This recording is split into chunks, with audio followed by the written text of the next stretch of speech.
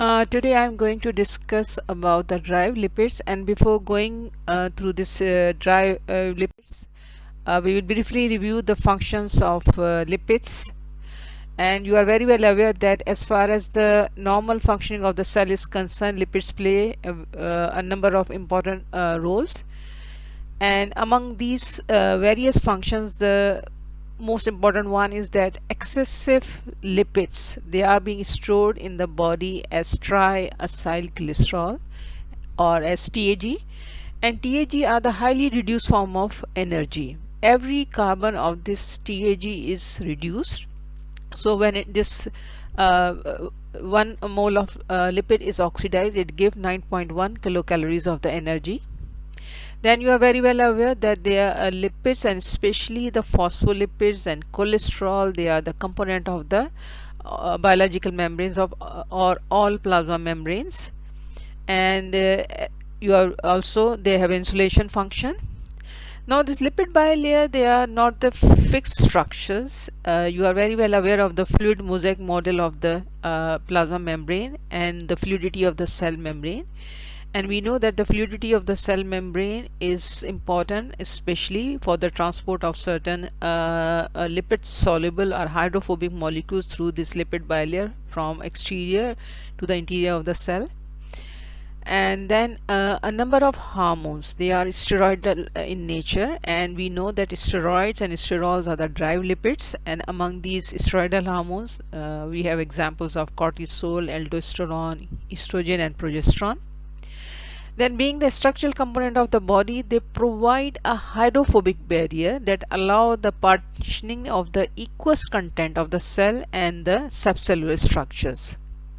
A number of lipids act as an activator of enzymes like glucose 6-phosphatase and stearyl CoA desaturase required phosphatidylcholine for its activation.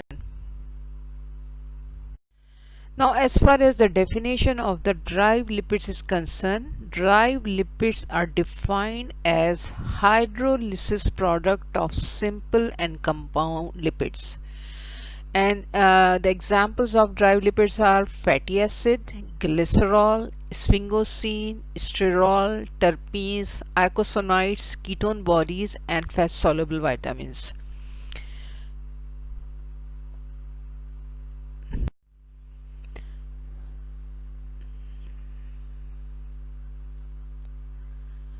Now, as we discussed that the triglycerides or TAGs are the storage form of energy, and they are being deposited into the adipose tissue, and the sites for the adipose tissues are the anterior abdominal wall, buttocks, hips, breast. Now this triglycerides, when the body is deprived of its carbohydrate supply or glucose, then the storage form of this energy TAG is being mobilized, and insulin inhibit the mobilization of the TAG from the adipose tissue, whereas the epinephrine, which is also a hormone, it is an activates hormone sensitive lipase. Remember, insulin and epinephrine both are hormones, and so insulin is an inhibitor. Insulin always promote lipogenesis, it inhibits lipolysis. So epinephrine is a lipolytic hormone, and it activates the hormone sensitive lipase, and this hormone sensitive lipase convert triglyceride into free fatty acids and the glycerol molecule. These free fatty acids, then they are released into the circulation, where they bound to albumin for transportation purpose, and then they are being utilized by the peripheral tissues either for energy purposes or for the cellular, for membrane function, or for synthesis of the hormones or whatever is the requirement of the cell. Now this glycerol is actually a gluconeogenic substrate. The gluconeogenesis is a process by which the non-carbohydrate components or compounds are being used for synthesis of glucose. So this glycerol then transported to the liver, and liver is a site for gluconeogenesis. Thus, another example of the drive lipid, sterols. These sterols are also called as steroid alcohols. Wherever the word "all" comes, it means it is an alcohol. And these sterols are subgroups of steroids and an important class of organic molecules. They are derived lipids, you are very well aware, and they occur naturally in plants, animals, fungi, and can also be produced by some bacteria. The important example of the sterol is the cholesterol, and this cholesterol is a steroid precursor of all steroidal hormones which are synthesized in the humans. And these steroidal hormones which are derived from the sterol, they serve as a powerful biological signals such as the sex hormone. You are very well aware that hormones are being considered as the first messenger, and they mediate a number of actions, and these steroidal hormones, they are being the precursor molecule is cholesterol.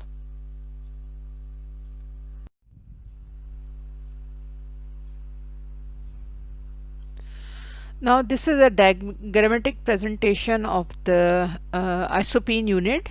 You can see it is a 5 carbon structure, and it has a branching over here, and it has a double bond in structure. So this is the structural presentation of derived lipid, which is an isoprene unit. In the previous slide, I have shown you the diagrammatic presentation of the isoprenyl unit. It was a branch structure with having 5 carbon and the double bonds. And cholesterol is one of the compounds which is synthesized from these isoprenyl unit. These isoprenyl units, when combined in long chain, they form other structures, like they form the side chain of the coenzyme Q, and as well as they are precursor of the vitamin synthesis of vitamin A in plants. Another derived lipid is terpene.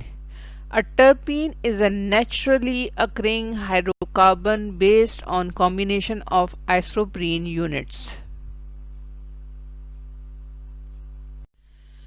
Steroids are again derived lipids. We discussed earlier the sterols. Sterols and steroids, they are have a similarity in their structures.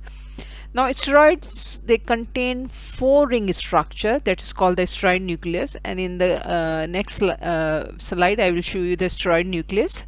And this steroid nucleus is actually the nucleus basic structural component of all steroidal hormones, and these are the bile acids and bile salts. Cholesterol is the steroid precursor in human cells, from which we have discussed earlier that all steroidal hormones, they are synthesized from this cholesterol, and it is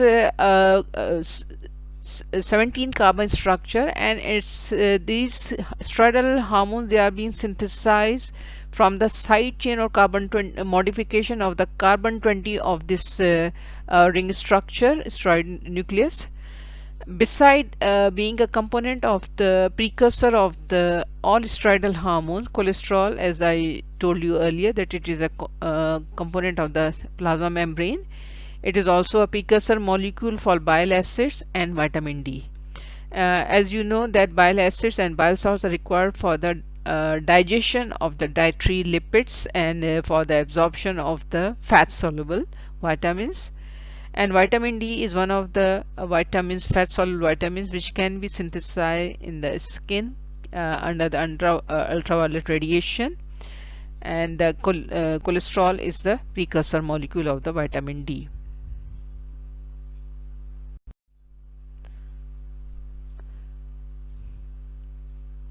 This is a steroid nucleus. You can see 4 fused rings with carbon-carbon bond, and this is the basic steroid nucleus of all steroids and sterols, and you can see this is comprised of the 17 carbon, and this all steroidal hormones, they are being synthesized from modification of this carbon 20 of the side chain of the steroid nucleus. So this is also this steroid nucleus called cyclopentanoperhydrophenanthrin ring, the simplest steroid.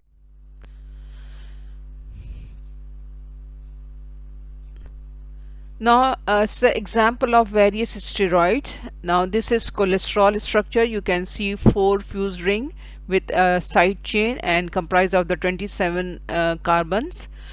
Now from this cholesterol, these steroidal hormones, various steroidal hormones can be synthesized, like this is testosterone. You can see the basic steroid nucleus is same, and modification occurs at the carbon 20 of this steroid nucleus. Then we have cortisol. Again, you can see this there's a modification at carbon 20. Then progesterone and the estradiol, which is beta estradiol, which is the active form of the estrogen. And this is a drive lipid, that is the cholic acid, a bile acid, which is required for the digestion and absorption of the dietary lipids. Now another example of the derived lipid is eicosanoids. Eicosanoids are actually derived from a polyunsaturated fatty acid, which is a 20 carbon fatty acid with 4 double bond, arachidonic acid, and essential fatty acid. And these eicosanoids, they are produced from this arachidonic acid.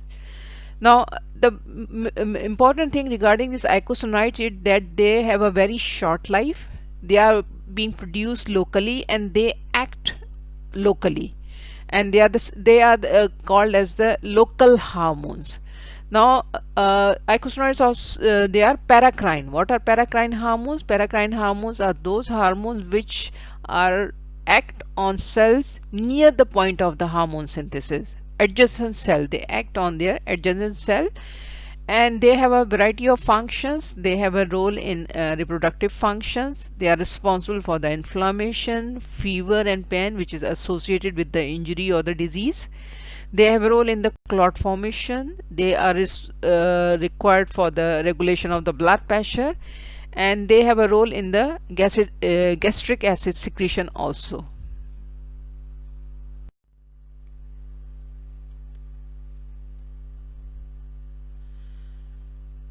Now if you recall, membrane phospholipids, that membrane phospholipids are glycerophospholipids.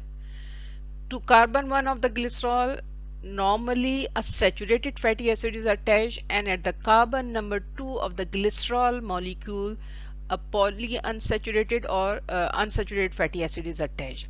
Now so enzyme phospholipase A2 acts on membrane phospholipid, and it causes release of the arachidonic acid from the membrane phospholipid. Arachidonic acid is a polyunsaturated essential fatty acid with 20 carbon in its structure and 4 double bond. This arachidonic acid can be acted by two enzymes. One is the cyclooxygenase, or another enzyme is lipooxygenases.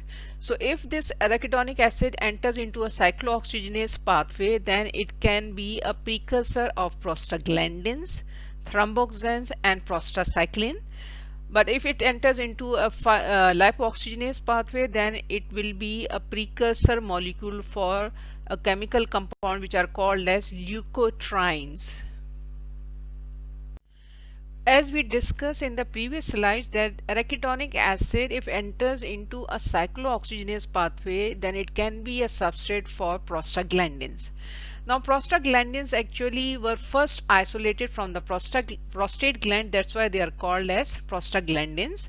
The precursor molecule is arachidonic acid, and in its structure it is a 5 carbon ring. Now initially the two groups of prostaglandins were defined, PGE for ether soluble and PGF for phosphate buffer soluble. Now again, these two groups PGE and PGF have subtypes which are named as PGE1, PGE2, PGF2 alpha, and so on. Since prostaglandins are also called as local hormones, as we discussed in the previous slide, that they are paracrine hormone. They act on the nearby cell from the site of origin. Now hormones need a second messenger. Prostaglandins mediate their action by synthesizing a second messenger which is called as cyclic AMP. Now this cyclic AMP is also a second messenger for a number of hormones like epinephrine and many others. So as a result of this, the prostaglandin affects a wide range of cellular and tissue functions. Here we will discuss the few functions of the prostaglandins. Prostaglandins, they are responsible for the contraction of smooth muscles of the uterus during menstruation and labor, and especially PGE2 and PGF2 alpha. Some prostaglandins affect blood flow to the specific organs. They affect the wake and sleep cycle. Now, as I have told you earlier, that they prostaglandins mediate their action by synthesizing cyclic AMP. Cyclic AMP is also a second messenger for hormone epinephrine and glucagon. So, prostaglandins increases the responsiveness of these hormones to their target tissues. And the third group of prostaglandins is responsible for inflammation, pain, and fever. And by increasing the body temperature, they cause fever. The another compound which are synthesized from arachidonic acid when it enters into a cyclooxygenase pathway is called thromboxane. As far as the structure of thromboxane is concerned, they have a 6-member ring structure having an ether. Now, since why they are called thromboxane? Because they are produced in platelets, and platelets are called thrombocytes. So that's why they are being called as thromboxane. And they have a role in the blood clot formation. You know that for clot formation we need calcium, we need platelets, we need coagulation factors. So where there is a clot formation, definitely the blood flow is reduced where the clot is formed. Now, the cyclooxygenase enzyme is actually inhibited by non-steroidal anti-inflammatory drugs which are called NSAID, and you are all very well familiar with these. Aspirin, which is commonly used for fever and for headaches and all these things.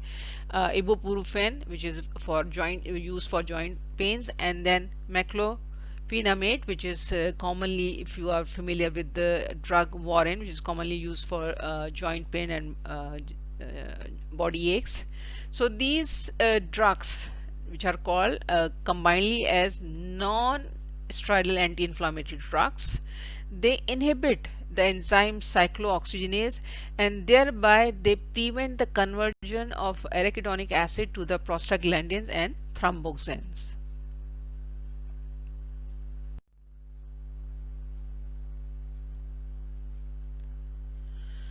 Now, this slide basically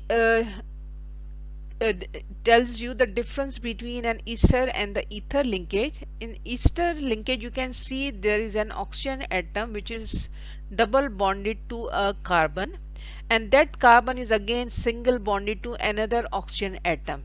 This oxygen atom is again single bonded to another carbon.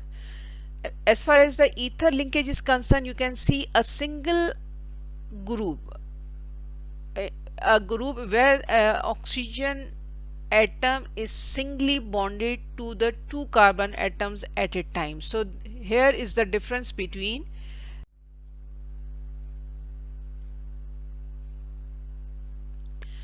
now. In this slide you can see we have arachidonic acid, which is being a component of the lipid bilayer. It was being relieved from there by phospholipase A2, and when it enters into cyclooxygenase pathway, it can produce prostaglandins, and also it is a source of the thromboxane. Depending now, as I told you earlier, that non-steroidal anti-inflammatory drugs like aspirin, which is called acetyl salicylic acid, or Brufen or Warren, these are the non-steroidal anti-inflammatory drugs, and they inhibit this cyclooxygenase pathway, and that's why they are responsible for the relief of fever, pain, and all these things. So when arachidonic acid is basically converted into the parent prostaglandin, that is the prostaglandin H2, this prostaglandin H2 then can convert into PGE2 and PGF2 alpha and others, and the various functions which are being served by this, you can see PGE2 is responsible for vasodilation, inflammation, and as I told you earlier that they are responsible for the secretion of the gastric acids. So stomach mucus protective barrier, it has a prostaglandins have a stomach mucus protective barrier role. As far as the thromboxanes are concerned, the most potent thromboxane is TXA2. This TXA2 is responsible for aggregation of platelets, and for clot formation we need aggregation of platelets.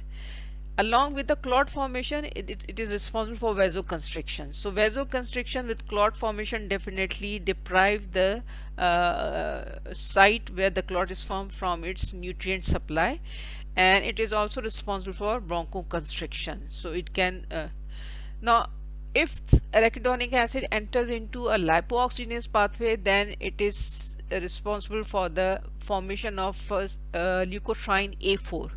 This leukotriene A4 then can be converted into LT, B4, C4 and D4, and these leukotrienes B4 leukotrienes B4 especially, they have a neutrophilic chemotactic action, and they are responsible for nucleophil adhesion. We will discuss the function of leukotrienes in the coming slide. So as far as eicosanoids are concerned, eicosanoids, they are the compound derived from arachidonic acid, and they are prostaglandins, prostacyclin, thromboxane, and this is the third category, which is called as leukotrienes. Now, as far as the structure is concerned, in their structure they have a 3 conjugated double bond, and they are the family of the eicosanoid inflammatory mediators. Why they are called leukotrienes? Because they are produced in leukocytes by the oxidation of the arachidonic acid and also another essential fatty acid, which is called as eicosapentaenoic acid, by the enzyme 5-lipooxygenase. Now the only difference between the arachidonic acid and eicosapentaenoic acid is that they both are 20 carbon essential fatty acids, which belong to the class of the omega-3 fatty acids. In arachidonic acid we have 4 double bond, while in eicosapentaenoic acid, as the name is suggesting, it has a 5 double bond.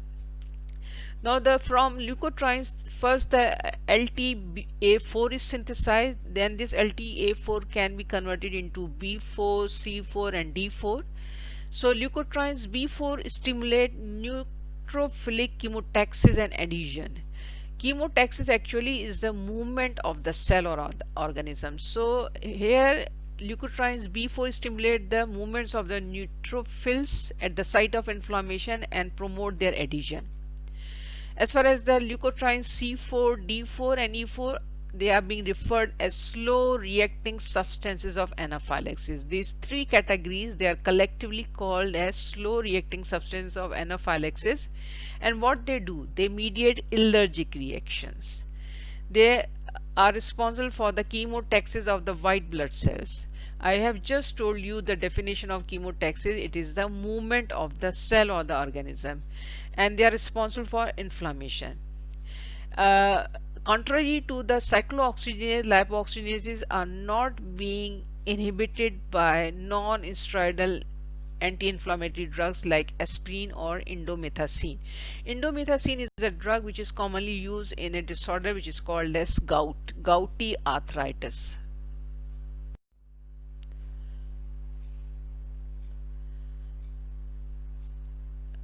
This is the structure of the parent leukotriene, that is a leukotriene A4. You can see the 3 conjugated double bond in structure, and as I told you earlier, you are not supposed to memorize the structure, but you should know that in prostaglandins it has a 5-membered ring structure. In then in thromboxane it has got a 6-membered ring structure containing an ether, and then in the leukotrienes we have a 3 conjugated double bond in this structure. So on the basis of the cell where they are produced, leukotrienes are produced in the leukocyte.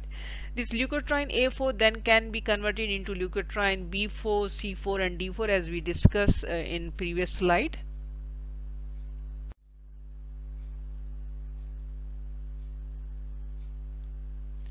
Now here you can see the diagram of a class of compound which are called as ketone bodies. Whenever the word ketone bodies comes into the mind, then the acetone, acetoacetic acid and beta hydroxybutyric acid comes into the mind. Now this ketone bodies is again belong to the class of derived lipids, and basically they are being synthesized from the oxidation of fatty acid. You know, fatty acids are only oxidized when carbohydrate are being depleted or the body is not getting glucose. So the alternate source of energy at that time is the lipids. Lipids are mobilized from the adipose tissue, and then fatty acids are being utilized for this ketone body synthesis. Fatty acids, when oxidized, they give acetyl CoA, and that acetyl CoA is the substrate for acetone, acetoacetic acid, and beta hydroxybutyric acid. In the previous slide, we came to know the names of ketone bodies. Now, and I told you that ketone bodies are only synthesized when the lipids are being used as a source of energy. Now, acetyl CoA is obtained from the oxidation of fatty acid, which takes place in the liver. And this acetyl CoA can be used by the citric acid cycle to produce ATP, or it can be utilized for the synthesis of ketone bodies, which is an alternate source of energy for extrahepatic tissues.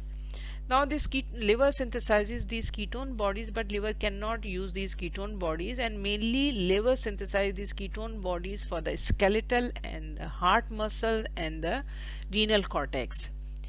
Brain uses ketone bodies as an alternate source of energy, and especially acetoacetate and beta hydroxybutyrate under prolonged starvation, or in a case of a prolonged fasting, when glucose is not available. The preferred source of energy for brain is glucose. When glucose is not available, then the ketone bodies are the alternate source of energy for brain. Another class of derived lipids are fat-soluble vitamins. Vitamin D3, which is also called as the cholecalciferol, and it is being synthesized in the skin from 7-dehydrocholesterol in a photochemical reaction which is driven by ultraviolet component of the sunlight. This 7-dehydrocholesterol, then it's being hydroxylated at position 1 and 25 in liver and the kidney. So the active form of the vitamin D is vitamin D3, that is 125 dihydroxycholecalciferol, and we know very well that this vitamin D3 is mainly concerned with the regulation of the serum calcium concentration, and it has an effect on the intestine, bones, and the kidneys. Now another fat soluble vitamin is vitamin A, and this vitamin A was first isolated from the fish liver oils, from liver, eggs, whole milk, and butter. Now beta carotenes, which are responsible, the pigment that gives carrots, sweet potatoes, and other yellow vegetables their characteristic color, it can be enzymatically converted in the body to the vitamin A. So vitamin A, remember one thing, all vitamins, fat soluble vitamins, they are be synthesized from the precursor isoprenyl units. Now this deficiency of vitamin A leads to a number of symptoms and signs and symptoms, including the dryness of the skin, that of the eyes, and that of the mucous membrane. It is also responsible for the if its deficiency is there, then it can lead to retarded growth and development.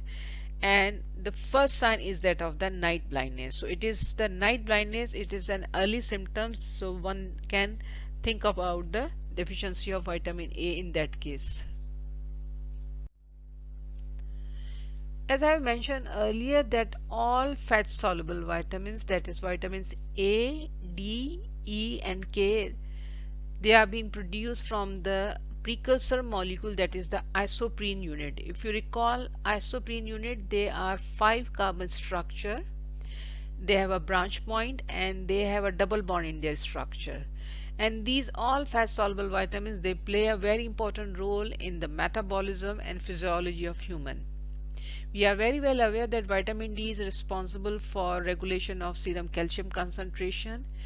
It increases the calcium absorption from the GIT. It prevents the losses of calcium in urine, and it is responsible for deposition of calcium in the bones. Vitamin A has 3 different forms, and mainly this its aldehyde form is responsible for the visual pigment of the eye, and vitamin A has a role in the differentiation of cell and maintenance of the this reproduction and development. Vitamin E acts as an antioxidant and it prevents the plasma membrane especially and the cell from the hazardous effects of the free oxygen radicals.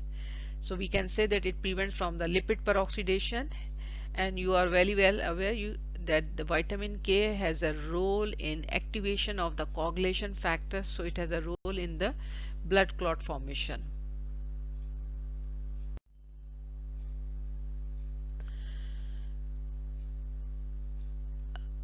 Now you can see here the structure of these various fat soluble vitamins, and you can see the isoprene units there.